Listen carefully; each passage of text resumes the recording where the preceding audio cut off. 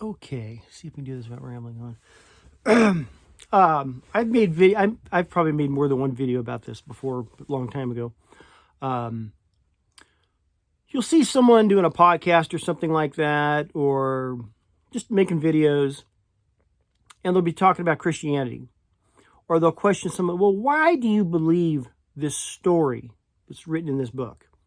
What's really? I mean, do you just want it to be true, or because there's really no evidence. There's nothing you can't walk on water. It's not, you have all these supernatural things that happen that we do not believe can physically happen now. So it's really hard to say, this really seems just like it's a myth that has been told so many times, and we're supposed to assume that it's true and all this kind of thing. And for a lot of people, it's really difficult. That's a game changer right there. Maybe they want it to be true, but there's really no evidence for them. Okay. Or also, you're looking at a story that is thousands of years old, so it definitely qualifies by age into the myth category. Far out stuff happened long ago. Then this other issue of praying to this super guy in the sky kind of thing. That becomes an issue. How what's your evidence of that?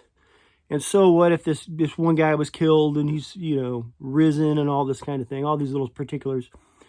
And so you get into this thing where there's just no real evidence of that to really say, okay, this happened. We know that this event happened, or whatever the case is. So it gets a lot of speculation. So it's easy to get someone to get doubt going that, I don't know if you should be investing in this or not. Or there's this book that has been almost translated in every language. I don't think it's complete yet. Close. It's been rewritten in a sense where it's been translated in some other languages, or you have books where they've tried to make it easier to understand, so they kind of morph it a little bit. That's pretty common. We have a zillion different translations. I mean, ESV, NASB, King James, NIV, NLT, Young's Literal, all these different translations. So you think, Mike, there's got to be something lost in all that, trying to improve it or whatever. It's got to be, and no one ever tries to improve the Bible to make it tougher. They try to improve it to make it easier to understand. And there's got to be something lost in that translation there. And then you have the stories historically there are some histories that suggest, there was this Jesus guy. But there are also histories that will tell us that, certain individuals who were in power at the time didn't like the way the Bible was set up, so we're either going to not listen to this part. There's other books of the Bible that didn't get codified, didn't get in. So maybe those are the missing books that make it all come together, kind of thing. The missing links. You have all that going on. All those are legitimate concerns. Okay, it's too supernatural. It's too old. It's been around too long. Maybe manipulated and all this. Then you also have the example of the existing churches. The organizations, the religious organizations. If you're on the outside of that, you're looking at it and saying, you could be listening to their message, which is mostly corrupt from one end to the other. They build their doctrines to make it easier to get people and all this kind of stuff, different video. Or you'll see these churches not representing what you actually think the story was about. So there's all sorts of reasons. If you were just going down the street and decided one day, hey, I think I'm going to look into Christianity, and you start being exposed to all these things, there's a ton of things, I don't think I'm going to get anywhere near this. Okay. So that's a difficult position to be in. Now, there's a somewhat easier position to be in, as that is someone who's had either a spiritual experience, and now they have questions, they're seeking answers, which now they're exposed to that same thing that we're talking about, I talked about previously, all these concerns.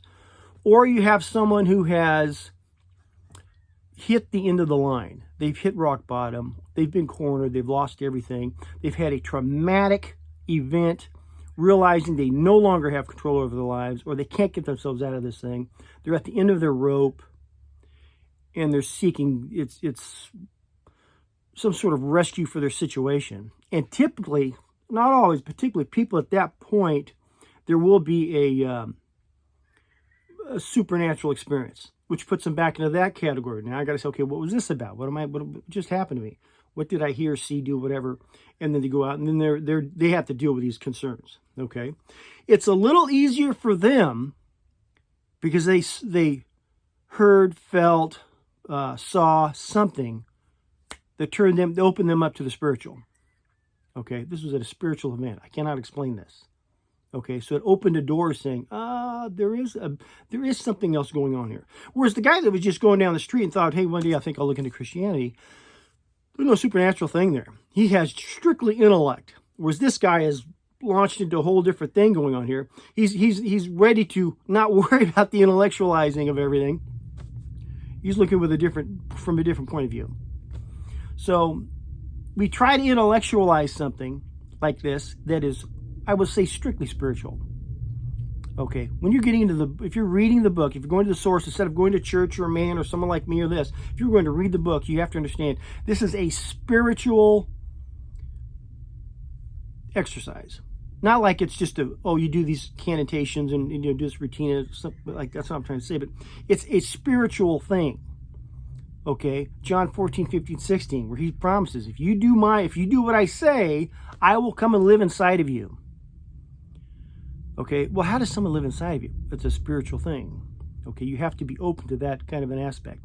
So if without going too far, if this is you or you know someone like this has questioned these things, they watch these videos about guys, well, I don't know if this is true or not, if this Jesus guy was legit or whatever the case is. Set all that aside. If you go and read John 14, 15, 16, as though he's speaking to you directly, he says, if you go back and read Matthew 5, 6, and 7 and try to do your best to walk that out, then that's the condition. Then Jesus says, I will do this for you. John 14, 15, 16. I will come and live inside of you. Me and the Father will come live inside of you. The Holy Spirit will come live inside of you. The Spirit of truth will come live inside of you. You are now going to be a conduit, not for my ideas, but his. He is going to work through you with this power, the power provided by the Holy Spirit. And you say, well, what is this? It's a spiritual thing. Okay. It's going to be inside of you. You're going to be a conduit. You're going to have God's mind, God's heart, and affect the people around you. Hopefully you bear fruit. Okay. That's it. That's the whole shebang. All right. That in itself, what I just explained of John 14, 15, 16, which to me is the most important 3 chapters of the entire book, the books, with the conditions of Matthew 5, 6, and 7. If you could understand that as a spiritual exercise, requirement, recipe, whatever you want to do, don't try to intellectualize it. Don't try to Jordan Peterson. We're going to stand back here and say, it's, this, and don't try to take that and change it up in a way where now it makes sense here. See, now I'm doing this. It's as though I'm doing this. It's as though God is inside of me now. And I'm just, go full spiritual with this thing.